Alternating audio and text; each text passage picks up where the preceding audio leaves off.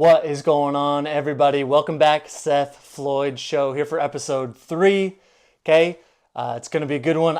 I have some good stuff for you tonight. I really do. I think there's been an egregious list that has made an appearance on ESPN, at least a couple parts of it, that I have a bone to pick. But first, before we get there, please like this video, subscribe, read some comments. Speaking of comments, we had some comments on the first video that I made about the Dallas Cowboys winning the NFC East again next year. I'm going to read them. I promised you. I promised I'm a man of my word. I'm going to read all the comments that are left on my page on any of my videos.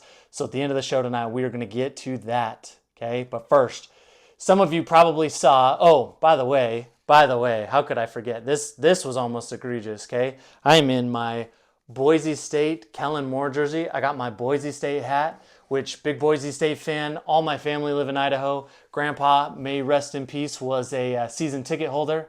So always repping Boise State.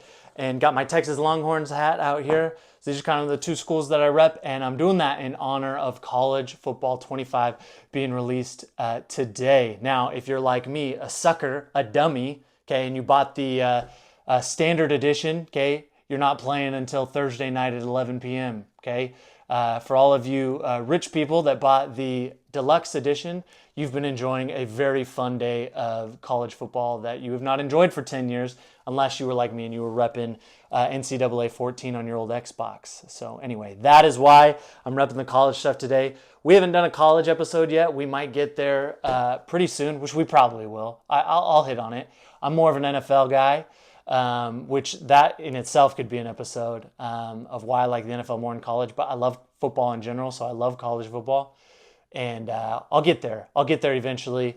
Maybe as we get closer to the season, we know college starts before NFL, so there'll be a college episode coming up. Also this week, maybe getting an interview in with a Texas high school football coach, one of my good buddies. At this amazing stadium, amazing football facilities here in Texas. No one does high school football like Texas.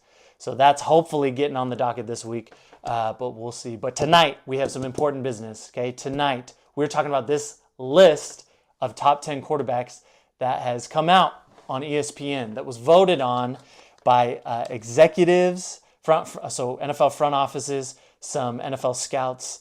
They took the top 10 quarterbacks in the NFL. Now, first, I need to start by saying I hate this kind of thing. I hate this kind of thing. And as I say that, you know what else I hate? I hate really hot rooms. Okay, we're in my room. I got to turn this fan on. Guys, Texas is unbearable at this time of year. In case you're wondering, you cannot go outside from June through the first part of October. It is so hot. Anyway, turn on the fan so that I don't die and pass out on this video. They voted on this list. And like I was saying, I hate these kind of lists. And I'll tell you why. First, they're never clearly defined. They're never clearly defined. When people make top 10 lists of anything, it feels like they have their own definition of what the top 10 list is. Like some people are like, well, I'm just going off pure talent. What is their ceiling? Or some people are saying, I'm just going off of production. Some people are saying, I'm just going off of the regular season. And more rational people will go off the body as a whole, including the situation that the quarterback is in. Because here's my deal. I don't like dealing with intangible, like fluffy hypotheticals. Okay, so a lot of people like to tell me, well, if Brock Purdy played on so-and-so's team, would he be as good? Da, da, da, da. I don't know. I don't care. Would Brock Purdy be as good without Kyle Shanahan? I don't know. I don't care because I'm never going to have to answer that question. I'm not. He's going to play with Shanahan the rest of his career unless he takes a downturn with Shanahan and then they'll cut him or they'll trade him and whatever. You know, maybe he sucks it up this year. I don't think that's going to happen. But my point is I like to deal with the real world, the tangible things. So I like to look at these lists. I take the players in the situations they're in, the coaches they're in, the players they have, and I don't care if Brock Purdy has more weapons. Like that's the situation. That's the NFL we watch. Okay, so it's really just which quarterback, including situation, are you wanting to take? That was my vent. I hate these lists, but I get it because it's July. We're starving for anything football. So ESPN strategically drops a list like this in the middle of July to get more traffic to their website. And it's great. Now we have something to talk about. Fine. But I'm going to talk about this list. I'm going to respond to it. This is not just a Brock Purdy video, though we're going to talk about that I told you I'm going to hit on everything, not just 49ers stuff. Okay. So if you haven't seen the list yet, I wrote it down. I'm being a real old school. I'm just writing stuff down and keeping it in front of me right here. Okay. Number 1, Mahomes. 2 was Joe Burrow. 3 was Josh Allen. 4, Lamar Jackson. 5 is Matthew Stafford. That's the top 5. Okay. I don't have any problems with that, if I'm going to be honest. I'll come back to it here in a second. But to me, those are a very deserving top 5. The bottom 5 is where it gets tougher, which on most lists, that's usually how it is. After you get through 5, it gets a little tougher to really nail down who should be where. Number 6 is Justin Herbert, which was a surprise to me. 7 was CJ Stroud, also a little bit of a surprise. 8 is Aaron Rodgers, clearly based off of his career as a whole, okay, which is one type of list people love to make as well is, well, let's look at their whole career and everything. Like, fine, that's fine, whatever. Number 9, the biggest surprise and the biggest bone I have to pick is with number 9, which is Jared Goff at number 9. And then number 10, America's quarterback, everyone's favorite quarterback that they love to talk about is Dak Prescott. I was being sarcastic, by the way, when I said America's quarterback. He's the one that gets hammered the most, but I actually think he gets a lot of unfair criticism. So let's talk about this real quick before I dive into some of the statistics, okay? No one's arguing with Mahomes, okay? Mahomes should be one. And with these lists, like, I just care that people are in the right vicinity because there's always something you can nitpick, if that makes sense. So 1, Mahomes, you cannot argue that. You cannot argue that. He's number 1. Okay, I've seen it firsthand twice in the Super Bowl. My 49ers cannot get a stop when they need it most. Okay, the dude has ice in his veins. I'm just repeating everything everyone said and what everyone knows. Okay, now these next 2, I don't have an issue with. I might flip them, but I don't have an issue with them. Okay, you've got Burrow at 2, Josh Allen at 3. Now, I'm a Josh Allen guy. Okay, I'm a Josh Allen guy. Probably I'm biased because I like the guy, Josh Allen. Not that I don't like the guy Burrow, but Burrow's had some injury stuff, especially last season. Okay, and I think Josh Allen has taken that Buffalo franchise and made them super relevant. He plays in the cold like he is a man of the people, and I really like that about Josh Allen. But I have no problem with Burrow being number 2 over Josh Allen. I think those 2 are slotted exactly where they should be. Now, the next 2, like, unpopular opinion, you've got Lamar at 4 and you've got Matt Stafford at 5. Guys, I am not the biggest Lamar Jackson fan. I'm not saying he didn't deserve to win the MVP last year or the one in 2019.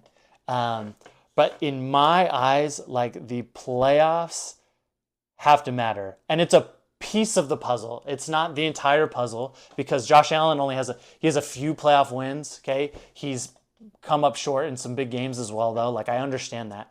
I'm looking at the whole body of work. And for me, it's like a tough image to get out of my brain. It's like a bad taste I can't get out of my mouth when I think of Lamar Jackson. And that is what it looks like in the playoffs at times. Like, even that first half against Houston this year, I know they not came back, it was a close game, but I know they won the game and he played better in that second half. But then it was bad in the AFC Championship game. It was bad. I think he's limited as a passer. I don't know why that's controversial to say because Lamar as a whole, when you include his legs, he is for sure a top 10 quarterback. If you want to argue with me that he's a top 5, then okay, like, I will hear that. Okay, if you have him at 4, I will hear that. But you better be including his legs. You better be including what he brings to the table with his mobility. Because I'm so sick of people trying to tell me and hearing in the media that his passing game, his ability to throw the football has progressed so much that he needs to be in the Burrow-Allen conversation. Because that's simply not true. It was supposed to be that this year with Todd Monken, and they drafted Zay Flowers. And he had a good year.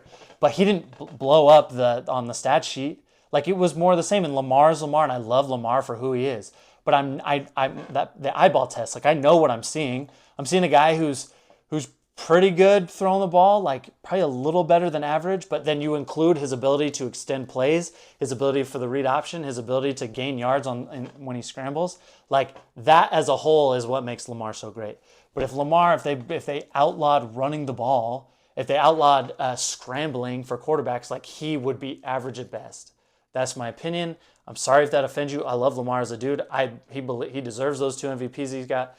But that in combination with how he's looked in the playoffs is really hard for me to put him there. So I would put Matt Stafford above Lamar Jackson because I think Matt Stafford is one of the more underrated quarterbacks in the league. He was exiled in Detroit for a while, and people use that against him, and it's kind of a fair argument. Like, he only took him to the playoffs one time, I believe, and they lost to the Cowboys.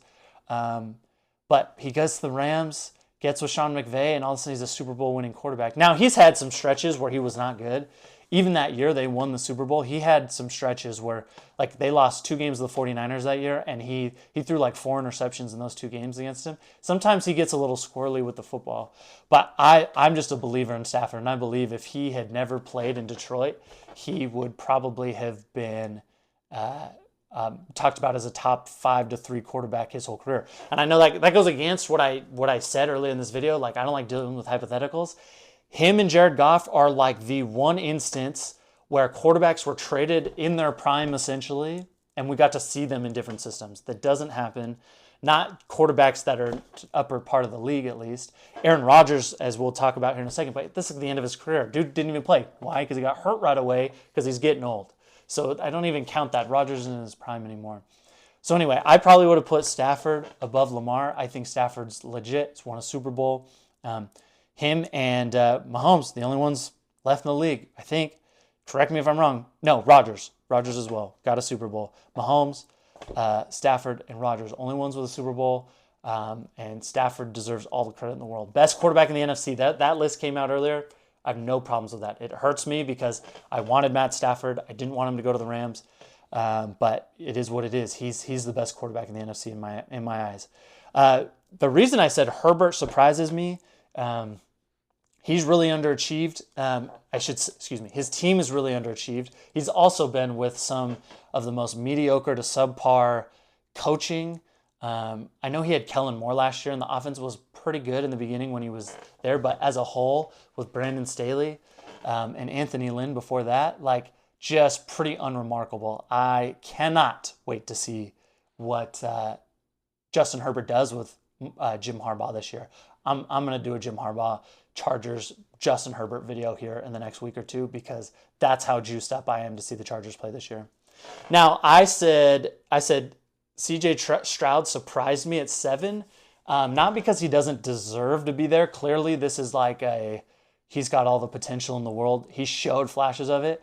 But there is something to be said for, like, longevity. Like, a lot of people did this for 1 year. I remember a time when Colin Kaepernick looked like a top 3 quarterback in the league.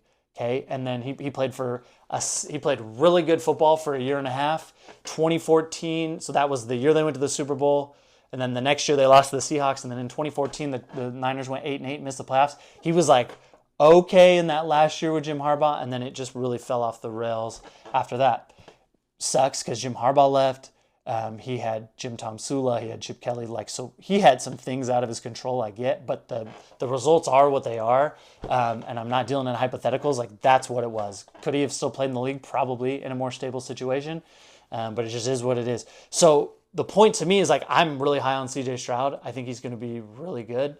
I think he's got a great head coach and a great offensive coordinator right now. He's got weapons around him. But you just don't know until they've done it for a little bit longer. So that surprised me a little bit. And on top of that, like, how can you put CJ Stroud in the top 10, but not Jordan Love in the top 10? They're basically in the same exact boat. I think the difference is CJ Stroud's season last year was pretty dang good start to finish, like really good start to finish. I don't have the numbers in front of me, but he like broke some rookie records.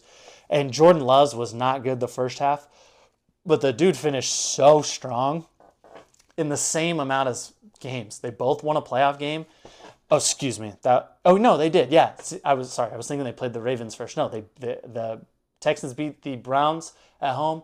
The Packers beat Dallas on the road. Really impressive win.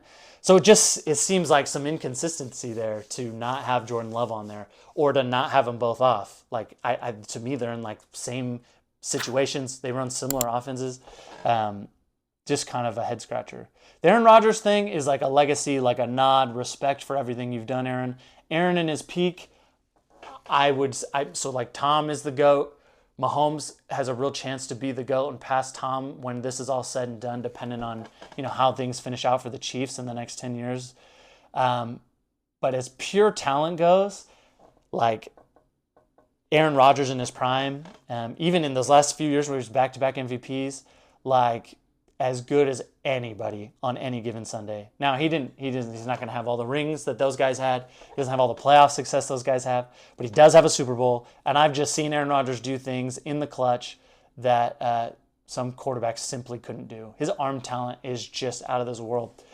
So fine, you want to put him at 8, that's fine. I don't think anyone, if you took a fantasy draft and teams had to start their franchise over, you're definitely not taking Aaron Rodgers. I've seen lists like that, like who are the quarterbacks you're taking if you have you're doing a fantasy draft for your franchise, whatever. Rodgers isn't on that list, he's so old, but like a legacy nod to the things he's done, great. Jared Goff at number 9. Guys, can we talk about this?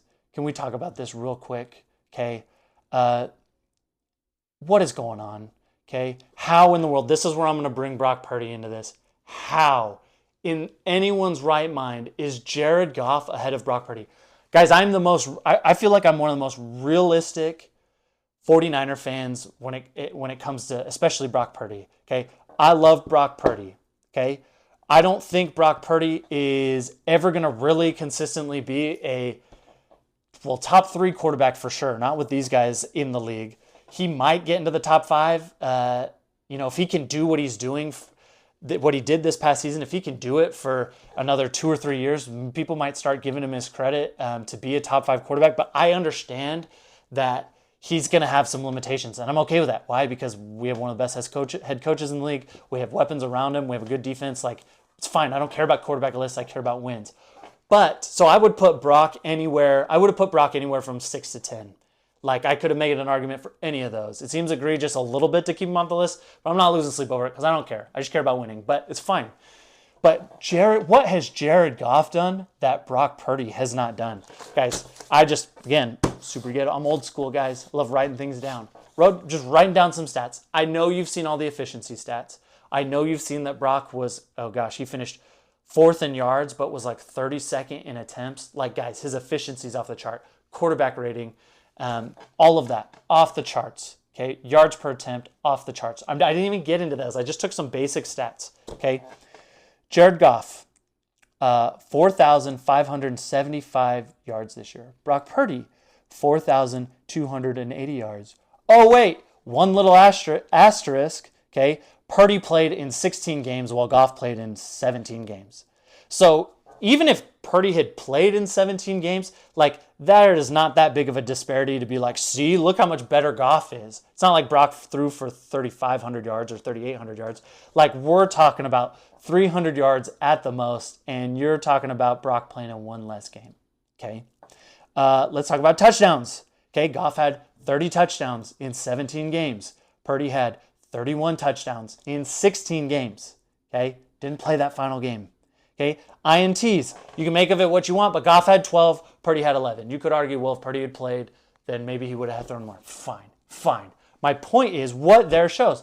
Well, but Seth Floyd, what about all of Purdy's weapons and his offensive coordinator? Do we need to go through the Lions roster? Do we need to go through their offensive weapons? Let's talk about it really quick. Okay, you've got Amon-Ra St. Brown, who is, I think, a top 5 wide receiver. If you watch Receiver on Netflix, like, he's fantastic. Okay, you've got Sam Laporta, who's like the next coming of Travis Kelce, maybe a little George Kittle in there if he gets his blocking going. Like, fantastic. Had one of the best rookie seasons for tight end of all time.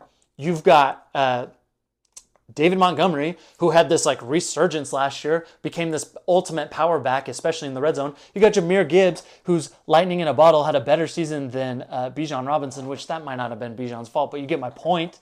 Okay. Their offensive line ranked number 1 over the course of the season. A way better offensive line than Brock Purdy has in San Francisco. Okay, Brock has more playoff wins. Like, he beat Jared Goff in that playoff game. Now, I get it. Brock didn't play good in that first half. He didn't. He threw a pick. He missed some throws. Goff missed a few throws. He had some receivers drop some balls. But what happened? How come all of a sudden when it comes to Brock Purdy, if you lead a game-winning drive, like it wasn't that big of a deal? Like that's all we have cared about for quarterbacks for 20 years. Since I've started really watching the NFL, all I've heard about is all of Rodgers' comebacks and Brady's comebacks and Manning's comebacks and Favre's comebacks and all this stuff. And then all of a sudden, Purdy does it against Green Bay. Again, he didn't play great in that game, but he did it when it mattered. 6 minutes to go, you had to have a touchdown to take the lead and win it in Green Bay, and he did it. Did it with his legs, did it with his arm. After struggling and having adversity, he overcame it. Like, get out of here. People want to be critical of him for that. Shut up. Like the dumbest thing I've ever heard. Same with the Lions. Like he wasn't great against the Lions, but he killed the Lions with his legs at the end. You go ask Lions fans how they felt about Purdy at the end of that game. They hated him because he started scrambling, started making plays. He got out of the sack where he was dead. They had him dead to rights, made a play through for a first down. Like, I don't care. Dude finished when it mattered most in those playoff games. And his record as a quarterback in the playoffs, he's 4-2, really 4-1 when he plays more than just the first quarter in a playoff game. Like, get out of here, guys. The playoffs have to matter at some point. I'm not arguing that Brock Purdy needs to be top 5 on this list. This is not a Brock Purdy video, but he sure as heck deserves to be in front of Jared freaking Goff, who I love Jared Goff for his story, what he's done for Detroit. But give me a break. You know the one thing Jared Goff has? 2 things, I guess. His height. Was he 6 inches taller than Purdy? Apparently that matters a ton, even though we've seen them play in the NFL and I know what I'm getting from both. People can't get that out of their mind is his height. He's not more mobile than Brock. He's like one of the last quarterbacks that's left in the league that truly can't move. Dude cannot move. Okay? And his other thing is the draft status, that if you ever watch Colin Cowherd, which, man, oh man, he loves the draft status argument, that there's so much star potential there. Like, give me a break, dude. Jamarcus Russell was taken first overall. Like, what are we talking about? What are we freaking talking about? And Carson Wentz, I mean, he wasn't first overall, second overall, but the point is just that who cares about draft status? I've seen it now in the league, and I know what I'm watching. Okay? And no way, this is the one thing I'm going to die, this hill I'm going to die on, no way should Jared Goff be on this video over Brock Purdy. Stupid. It's just the dumbest thing I've ever seen, okay? I'm going to get to this last point real fast, okay? Dak Prescott, number 10. I have no problems with it, but I want to make one point with this quarterback list. I guess I'm bringing Brock Purdy back into it. The same people who want to knock Dak. First off, sorry, I always interrupt myself. Is that like a disorder? Like, I do that all the time. I feel like that's a disorder. My wife probably thinks it is because I can't ever get through a full conversation because my mind's going a million miles an hour. I'm okay with Dak at 10. I actually think that's a little low, for being honest. But at least if you're just basing it off of last season. But here's my deal with Dak, okay? And why I hate these quarterback lists. The people that are going to come in and say, Dak Prescott, what's his biggest knock? Big games, especially the playoffs, he can't win it. He has lost so many playoff games. Those people that want to criticize Dak for that are the same people that when they're arguing with 49er fans about Brock Purdy's playoff record, they want to bring up now it's not, well, look at his team. Now it's all of a sudden it's not a quarterback stat anymore. Now it's a team stat. So what is it, guys? Do the playoffs matter or do they not? Is the playoff victory go to the quarterback or does it not? Now, I know not all victories are the same, but the way people argue this and have a double standard between the two, it just infuriates me. It infuriates me because it's not right. I want to have rational conversations. But that's why I hate all this intangible stuff, because people can just spew and say whatever they want and nothing happens. There's no accountability, guys. We need to make America accountable again, okay? Make America accountable again. That would be that would be a good saying. If I'm president, that's maybe what we're going to go with. Did I feel like I'm saying that wrong? Make America accountable again. Yeah. Okay, that's good. Guys, I'm going to read this, but I've got my handy-dandy laptop that I don't record on. I record on my phone. That's why I got to pull out my laptop here. We had 2 comments on our previous video, the first one, okay? The first comment came from at Tasties, Tasteyz. I don't know him, never met him, but I appreciate you, man. Thank you for commenting on my video. Do it again. Give me all you got, okay? I want to know. I want to start some dialogue, okay? He said, Cowboys just cooked and stopping the run like they got Micah Parsons, and that's it. He's just a watered-down Myles Garrett, and he's just a watered-down version of my glorious king, TJ Watt. They just did get Eric Kendricks, but looking at Bro's film, he just doesn't look like he can stop the run anymore with that age. He can for sure read it and drop back, but when it comes to stopping the run, Cowboys might be cooked. I don't disagree with that. So we're jumping all the way back to the first video where I'm talking about the AFC East and the Cowboys. I don't disagree with that. The Cowboys play bully ball, meaning when they are when they're playing a bad team, they shut down the run. They do all the things they're supposed to. When they play a good team, they get punched in the mouth. They tend to cave. I don't know if that's a Mike McCarthy thing. That could be a reflection of the head coach. Could be a reflection of the defensive coordinator giving up so many points after getting punched in the mouth. But the defensive coordinator's not there anymore. I think Mike Zimmer's going to bring some toughness to that defense. But it's not a lock. It's not a lock that the Cowboys are going to win the NFC East. I think they're going to, but that would be a reason. So Tasties, you bring up a great point. If they're going to lose, it's going to be because they can't stop the run. And Micah, if you've seen that list that came out again, these freaking lists where they had Micah ahead of Nick Bosa as far as pass rushers go. I think Micah, if you're just talking about pass rushers, I don't know that anyone's better. You could tell me Myles Garrett is better, but I don't know. Nick Bosa's up there, but Micah has a different way of influencing the game. However, if you are not just talking about pass rushing and you're talking about as a whole, like the product as a whole, like Micah is not it because he struggles in defending the run. And I think he's a little immature. Like, I think his immaturity causes him to shut down in games where he's not having success or the team's getting hit in the mouth. I think you see some of his immaturity on his podcast, but like whatever, like he can do what he wants. But that's just my opinion. So I definitely would take Nick Bosa as a whole over Micah Parsons because he can play in the run game. So that is a weakness the Cowboys could have. I agree. I don't think Kendricks is the answer to stopping the run. But at the end of the year, the Cowboys had no linebackers. They had none. So you got to think that they've got some young guys on the roster that are going to be able to fill in with the help of Kendricks. Demarion Overshawn's coming back this year. That should help with that. That's one thing to watch for. The second comment that was left is by the Wasting Time 69, but his real name is Scott Smart. That's on his profile page. He says, Dak is the best QB in the NFC. We couldn't run the ball last year, and we still averaged 30 points a game. I think we still have a great offense, and our defense is going to improve in stopping the run. But even if we win the NFC East again, if we don't make the Super Bowl, both Mike McCarthy and Dak Prescott are gone. So there's a few things to unpack here. No, Dak is not the best quarterback in the NFC. I'm assuming Scott is a Cowboys fan. In fact, I know Scott Smart personally. I know he's a Cowboys fan. He's not the best in the NFC. Couldn't stop the ball. You did average 30 points a game last year. Part of that is thanks in part to Deron Bland. Those pick sixes. You averaged 30 points a game. Your offense didn't average 30 points a game. Your team as a whole did. And that includes however many touchdowns Deron Bland had, which was incredible. Good for him. The last thing, he says, even if we win the NFC East again, if we don't make the Super Bowl, both McCarthy and Prescott are gone. That seems crazy to me. I think McCarthy's gone for sure. I think short of a Super Bowl win, I guess if you make the Super Bowl, Mike could be gone. But if you make the Super Bowl, he's coming back. I think anything short of that, he's probably gone. I don't know what it would take for Dak to be gone. They're slow playing all of these contracts with CD, with Micah, with Dak. Dak doesn't seem too concerned about it. I imagine Dak wants to stay in Dallas, but I think he's also going to get his money. So I don't know. I don't know what the Cowboys would do, but I think that's a pretty far reach to say that if they don't go to the Super Bowl, Dak is gone. Because if you get rid of Dak, you're irrelevant. You're going to be in mediocrity. Because what are your options? First off, you're going to go to the playoffs if you're Dallas, which means you're going to be picking in the 20s. You're not really going to be in a prime spot to select a quarterback. And then you pick, even if you pick a quarterback in the top 5, there's no guarantees you're going to be good. Look at Trey Lance. Look at Zach Wilson. Okay?